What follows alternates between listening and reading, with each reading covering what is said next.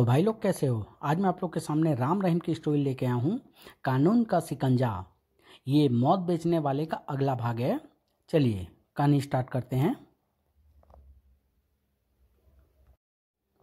पिछले अंक मौत बेचने वाले में हमने पढ़ा कि नकली दवा के सेवन से आए दिन कई जाने मौत की ग्रास बन रही थी, जबकि पुलिस दवा बेचने वालों तथा उसे बनाने वाले को गिरफ्तार करने में पूरी तरह नाकामयाब थी। पुलिस विभाग की नाकामयाबी को देखते हुए गृह मंत्री ने यह केस सीक्रेट सर्विस को सौंप दिया। चीफ मुखर्जी ने राम रहीम को अपने ऑफिस में बुलाया और उन्हें सारी बातों से अवगत कराया। तब राम रहीम ने मौत बेचने वाले को पकड़ने का बीड़ा उठाया, परंतु अपराधी बहुत चालाक थे। उनका कोई भी आदमी राम रहीम अथवा पुलिस के हाथ लगता तो वे उसे खत्म कर देते। तब ज्ञातव्य सूत्रों द्वारा रामनगर में नकली दवाओं से मौत का ग्रास बनने वालों की अधिकता को जानकर राम रहीम रामनगर की ओर रवाना हुए। जब मुख्य अपराधी ब्लैकमैन को इस बात का पता चला तो उसने अपने एक आदमी द्वारा उनके कंपार्टमेंट में टाइम बम रखवा दिया, मगर संयोग से एक चोर द्वारा उसी कंपार्टमेंट में बैठी एक महिला का पर्स छीनकर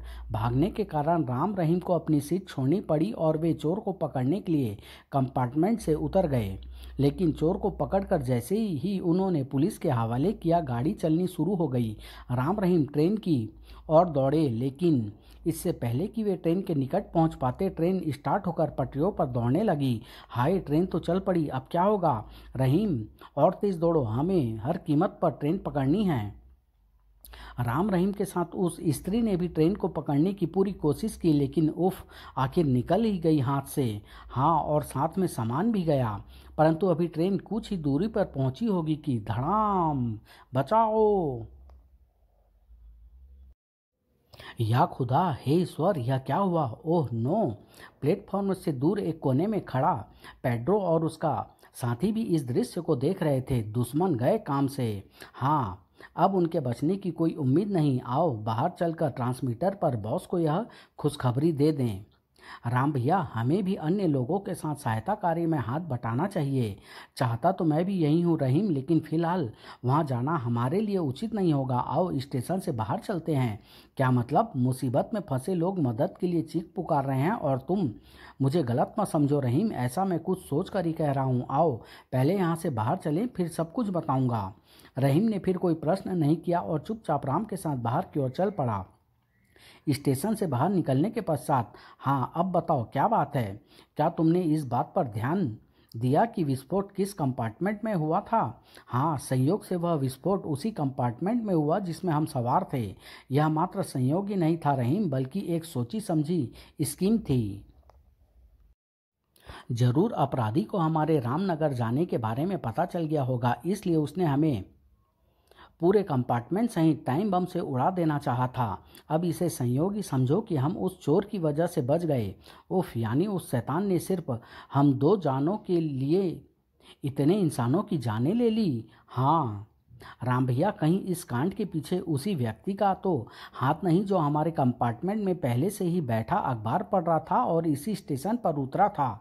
मुझे भी उसी पर संदेह है, लेकिन अब भला वह यहाँ कहाँ होगा? काश मुझे उस शैतान के इरादे का जरा भी भनक लग गई होती तो मैं उसकी गर्दन तोड़ कर रख देता। खैर, अब तुम्हारा क्या प्रोग्राम है? रामनगर के लिए तो अब जल्दी ही कोई ट्रेन मिलने की उम्मीद है नहीं। मैं ट्रेन द्वारा अब जाना भी नहीं चाहता। पहले ट्रांसमीटर द्वारा चीफ को इस घटना की रिपोर्ट दे दूं, उसके बाद रामनगर के लिए कोई टैक्सी देखेंगे। ठीक है। फिर दोनों पास ही खड़े पेड़ों के झुरमुट के बीच पहुंच गए। राम ने अपनी कलाई घड़ी की चाबी को एरियल की तरह बाहर खींचा और ट्रांसमीटर को ऑन करने के बाद चीफ मुखर्जी से संबंध जोड़ने लगा। Hello hello, Ram calling. Hello hello mister Mukherjee, Ram calling. Hello. शीघ्र ही चीफ से संपर्क स्थापित हुआ। Yes Ram, your chief is here, report. उत्तर में राम जल्दी जल्दी चीफ को ट्रेन हादसे की सारी बात बताने लगा। सारी बात बताने और सलाह मशवरा करने के पश्चात राम ने घड़ी को पूर्ववत किया और रहीम की ओर देखता हुआ बोला, चलो अब निकट के टैक्सी स्टैंड से कोई टैक्सी पकड़ते हैं। ठीक है, चलो। शीघ्र ही वे दोनों एक टैक्सी पर सवार हो रामनगर को उड़े चले जा रहे थे। राम भैया, एक प्रकार से यह सब कुछ हमारे पक्ष में अच्छा ही हुआ। अपराधी अपनी नज़रों में हमें ठिकाने लगाकर संतुष्ट हो चुके होंगे। ठीक कहते हो, अब हम निश्चिंत होकर उनकी तलाश कर सकते हैं। इधर एक कार पर सवार पेड्रो ट्रांसमीटर पर अपने बॉस को रिपोर्ट दे रहा था। बॉस, उन दोनों छोकरे का किस्सा मैंने हमेशा हमेशा के लिए ख़त्म कर दिया है। अफसोस है कि उनके साथ साथ कुछ और लोगों की जानें भी चली गई। तुम मूर्ख हो पेड्रो। वे दोनों न केवल जिंदा है बल्कि इस समय एक टैक्सी द्वारा रामनगर के लिए रवाना भी हो चुके हैं। क्या? यह आप क्या कह रहे हैं बॉस? यह कैसे संभव हो सकता है? यह संभव हो चुका है पेड्रो। एक चोर के कारण उनकी जानें बच गई। सुनो पेड्रो, वे दोनों किसी भी हालत में जिंदा रामनगर नहीं पहुंचने चाहिए, वरना मैं समझ गया बॉस, आप निश्चिंत रहें, इस बार वे हरगिज नहीं बच पाएंगे। पेड्रो ने ट्रांसमीटर ऑफ किया। गजब हो गया दिलावर, वे दोनों शैतान छोकरे बच निकले और इस समय एक टैक्सी द्वारा रामनगर ही जा रहे हैं। मैं सुन चुका हूँ दोस्त, अब उन्हें रामनगर में प्रविष्ट होने से रोकने के लिए केवल एक ही उपाय है कि रामनगर में मौजूद अपने आदमियों को तुरंत सतर्क कर दिया जाए। ठीक कहते हो, मैं अभी उन्हें अलर्ट करता हूँ। यदि वे छोकरे रामनगर पहुँच गए तो हमारी खैर नहीं। अगले ही पल पेड्रो ने पुनः ट्रांसमीटर ऑन किया और किसी से संपर्क स्थापित करने की कोशिश करने लगा। Hello hello Jabir, petro calling, hello. उधर लगभग 6 घंटे के सफ़र के पश्चात राम रहीम की टैक्सी एक पहाड़ी मार्ग पर पहुंची। वाह, कितना सुंदर नज़ारा है। नज़ारों को मारे गोली भैया, पहले खाने की सोचो। मेरे पेट में तो इस समय चूहे पूरे ज़ोर शोर से कीर्तन कर रहे हैं। सुबह से कुछ नहीं खाया साहब। यहाँ से लगभग 30 किलोमीटर दूर सुंदरवन की सीमा है। वहाँ आपको खाने और रहने के लिए होटल मिल जाएंगे। हमें सिर्फ भोजन करना है, ठहरना नहीं है। हम चाहते हैं कि किसी तरह सुबह तक रामनगर अवश्य पहुँच जाए। माफ़ कीजिएगा साहब, शाम ढल चुकी है और सुंदरवन तक पहुँचते पहुँचते रात हो जाएगी। इसके बाद इन दुर्गम पहाड़ी मार्ग पर सफ़र करना मौत को दावत देने जैसा ही होगा। मैं यह खतरा नहीं उठा सकता। यदि आप आज की रात वहाँ ना गुजारना चाहें तो कोई और टैक्सी देख लीजिएगा। ओह, फिर टैक्सी में पूरी तरह खामोशी छा गई और रात के लगभग 8 बजे जब टैक्सी सुंदरवन पहुंची तो बहुत से होटलों के एजेंटों ने उन्हें घेर लिया। साहब होटल, साहब हमारे होटल में आपको हर प्रकार की सुविधा मिलेगी। कुछ खतरनाक शक्ल सूरत के व्यक्ति को जैसे राम रहीम के ही वहां पहुंचने का इंतजार था। सुनो, वे दोनों आप पहुंचे हैं। तुम लोगों को क्या करना है यह मैं तुम्हें पहले ही समझा चुका हूं। तुम चिंता मत करो उस्ताद, उन दोनों की लाशें कल सुबह लोगों को किसी खाई में ही पड़ी मिलेगी। उधर राम रहीम एक एजेंट के साथ अच्छे से होटल में पहुंचे। देखिए साहब, यह है आपका कमरा। इस जैसा कमरा आपको इस इलाके में किसी भी होटल में नहीं मिलेगा और फिर किराया भी केवल 50 रुपये हैं। ठीक है, हमें पसंद है। यह लो 50 रुपये एडवांस। धन्यवाद साहब। आपका कोई सामान हो तो मैं टैक्सी से ले आऊं? कोई सामान नहीं है, बस तुम हमारे लिए किसी वेटर के हाथ गर्मा गर्म खाना भिजवा दो। बहुत अच्छा साहब, कुछ ही देर में भोजन आ गया। रहीम, क्यों ना भोजन करने के बाद कुछ देर घूमने के लिए बाहर चलें? नहीं भैया, मैं तो बहुत थक गया हूँ। मेरा प्रोग्राम तो सिर्फ चादर तान कर सोने का है। चलो ऐसा ही सही। चूंकि दोनों ही लंबे सफ़र से थके हुए थे, इसलिए भोजन से निवृत्त होने के पश्चात जैसे ही वे अपने अपने बिस्तर पर लेटे, उन्हें गहरी नींद ने दबोच लिया। दोनों गहरी नींद में हैं। चलो भीतर पहुंचो और उनका काम तमाम कर दो। ओके। सब एक एक कर खिड़की के रास्ते भीतर पहुंचे और अपने अपने अस्त्र शस्त्रों को मजबूती से थामे दबे कदमों से 2 ग्रुपों में बंटकर राम रहीम की ओर बढ़े।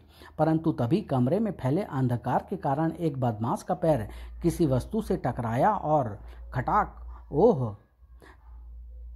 कौन? खतरे की गंध पाते ही रहीम, बचो। ओह, दोनों फुर्ती से उछलकर बिस्तर से नीचे आ गए। देख क्या रहे हो? खत्म कर दो दोनों कुत्तों को। परंतु एक बार सचेत हो जाने के पश्चात राम रहीम को खत्म कर देना क्या इतना आसान काम था? इससे पहले कि उनमें से कोई एक कदम भी आगे बढ़ पाता, दोनों उन पर प्रलय बनकर टूट पड़े। उफ, हाय! राम रहीम द्वारा एकाएक किए गए आक्रमण से पहले तो वे बदमाश पीटे, लेकिन फिर शीघ्र ही वे संभल गए। अब तुम दोनों नहीं बचोगे तो और कोशिश करके देख लो प्यारे। क्रोधित हो बदमाशों ने एक साथ उन पर आक्रमण किया, लेकिन अगले ही पल उनके कंठ से फिर चीख निकल गई। उई मेरी माँ आई! उसके बाद तो उन्होंने उन बदमाशों को संभलने अथवा वार करने का कोई मौका ही नहीं दिया। हाय मर गया। उफ, हाथ है या हथौड़ा। शीघ्र ही वे बदमाश बुरी तरह बदहवास हो उठे और भागो कमबख्त भाग रहे हैं। पलक झपकते ही उन सभी ने खिड़की फांदी और मेन गेट की ओर दौड़े, किंतु अब भला राम रहीम इतनी आसानी से उनका पीछा कहाँ छोड़ने वाले थे। अरे ठहरो बुजदिलो, भागकर कहाँ जा रहे हो। शीघ्र ही वे बदमाश गेट के बाहर खड़ी एक कार के निकट पहुंचे। बैठो, जल्दी करो।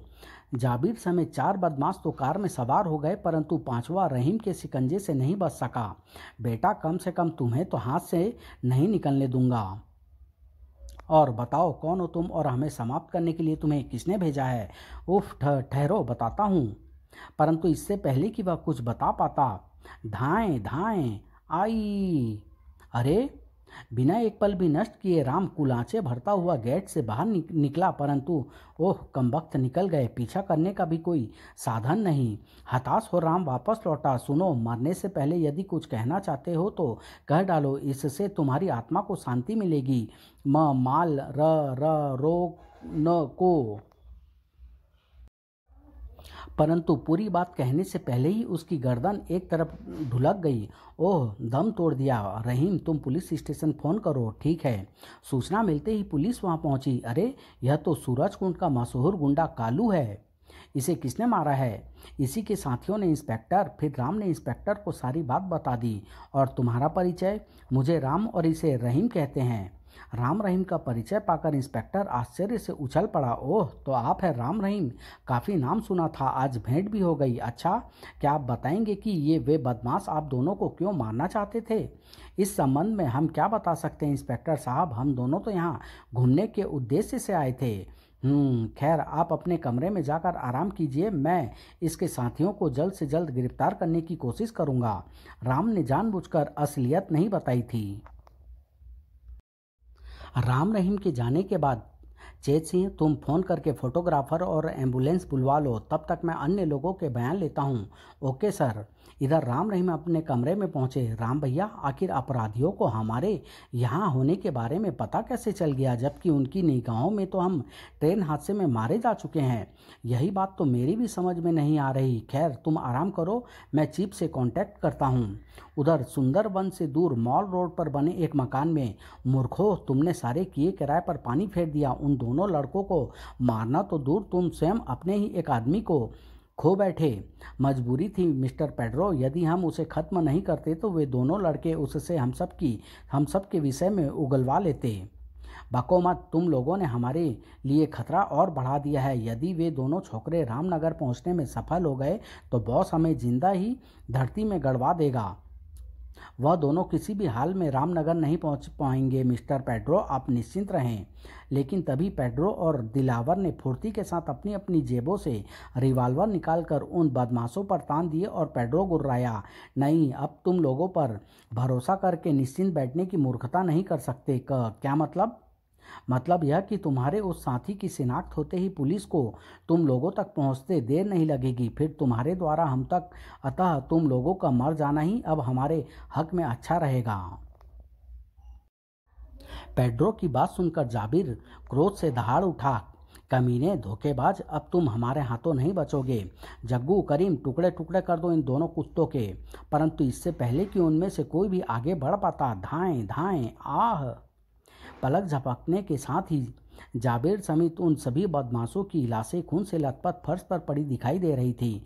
आओ दिलावर, निकल चलें। सुबह होने से पहले पहले अब हमें ही उन लड़कों का कुछ प्रबंध करना है। ठीक है, चलो। शीघ्र ही दोनों उस मकान से निकलकर बाहर खड़ी कार में सवार हुए और कार तीव्र गति से एक तरफ दौड़ पड़ी।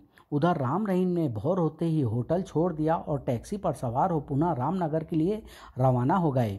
ड्राइवर, हम कब तक रामनगर पहुंच जाएंगे। यदि रास्ता साफ मिला तो 3 घंटे से अधिक समय नहीं लगेगा, परंतु अभी उन्हें सफ़र करते हुए आधा घंटा ही बीता होगा कि अरे बाप रे, वह ट्रक तो पूरी सड़क को घेरे हुए आंधी तूफान के समान बिल्कुल हमारी ही सीध में चला आ रहा है। ओह, इसके इरादे कुछ ठीक नहीं मालूम पड़ते। ड्राइवर, गाड़ी को साइड में करो वरना वह एक्सीडेंट कर देगा। साहब, मैं कहाँ से करूँ। साइड में कहाँ से करूं साहब, बराबर में खाई है और ट्रक पूरा रास्ता घेरे हुए है, बचाव का कोई मार्ग नहीं। लगता है ट्रक ड्राइवर बुरी तरह पिए हुए है, गाड़ी को रोक कर बैक करो वरना खैर नहीं। ठीक है, ऐसा ही करता हूँ।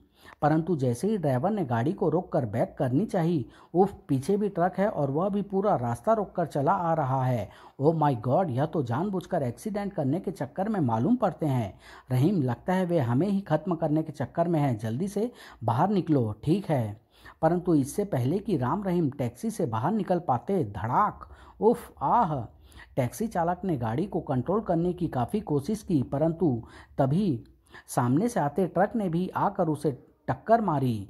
उफ, अब गाड़ी को नहीं संभाला जा सकता, तुम दोनों कूद जाओ। और टैक्सी के खाई में उलटने के साथ ही राम रहीम ने बाहर छलांग लगा दी, लेकिन वे किनारे पर गिरने के बजाय सैकड़ों फुट गहरी खाई में लुढ़कते चले गए। उफ, हे प्रभु। परंतु तभी संयोग से राम रहीम के हाथों में खाई की दीवार से निकली हुई घनी बेल आ गई। आहा, अल्लाह का लाख लाख शुक्र है, थैंक्स गॉड। परंतु बेचारा टैक्सी ड्राइवर टैक्सी से कूद पाने में सफल नहीं हो पाया और धड़ाम। रहीम, दीवार से चिपक जाओ और अपने आप को पत्तियों से ढक लो, हो सकता है वे झांक कर हमें देखने की कोशिश करें। समझ गया। और दोनों ने दीवार से चिपक कर अपने आप को बेल की पत्तियों के बीच छिपा लिया। उधर पेड्रो, दिलावर और उसके कुछ साथी ट्रकों से उतरकर खाई के किनारे पहुंचे। किस्सा खत्म हुआ उन दोनों का। अब मुद्दत तक उनकी लाशों का भी किसी को पता नहीं चलेगा। आओ लौट चलें। उसके बाद वे ट्रकों पर सवार होकर वापस लौट गए। उनके जाने के कुछ देर बाद वे लोग चले गए। अब इन बेलों को छोड़कर जगह जगह निकली चट्टानों को पकड़ पकड़ कर ऊपर पहुंचने की कोशिश करो, लेकिन सावधान, यदि नीचे गिरे तो हड्डियों का भी पता नहीं चलेगा। क्यों डरा रहे हो भैया, मेरी हड्डियां तो अभी से कांपने लगी है। फिर दोनों संभल संभल कर ऊपर चढ़ने लगे। शीघ्र ही वे सकुशल ऊपर पहुंच गए। उफ, बाल बाल बचे, वरना उन कमबख्तों ने तो आज हमें मार ही दिया होता। हम तो बच गए, लेकिन मुझे उस ड्राइवर की मौत का दुख है। हमारे चक्कर में बेकार ही उस बेचारे की जान गई। अब क्या प्रोग्राम है भैया, रामनगर तो अभी यहाँ से काफ़ी दूर है। फिर वे दोनों किसी वाहन के आने का इंतजार करने लगे। कुछ देर बाद ही उन्हें दूर से एक कार अपनी ओर आती दिखाई दी। सुनो रहीम, यदि कार चालक हमें रामनगर ले जाने में कोई आनाकानी करे तो उसे फार्मूला नंबर 2 से तैयार करना है। मैं भी यही सोच रहा हूँ। जब वह कार निकट पहुंची, हेलो, हेल्प प्लीज। ड्राइवर ने तुरंत गाड़ी रोक दी। सुनिए, हमें एक टैक्सी चालक धोखा देकर यहाँ छोड़ गया है। क्या आप हमें रामनगर तक छोड़ने की कृपा करेंगे? हाँ हाँ, क्यों नहीं, पीछे पीछे बैठ जाओ। और बिना किसी आनाकानी के कार का मालिक उन्हें लेकर रामनगर की ओर चल पड़ा। लगभग 1.5-2 घंटे पश्चात वे रामनगर में थे। आपका बहुत बहुत धन्यवाद अंकल, जो आपने हमें यहाँ तक लिफ्ट दी। It's all right my boy. कोई और बात हो तो कहो। No thanks uncle.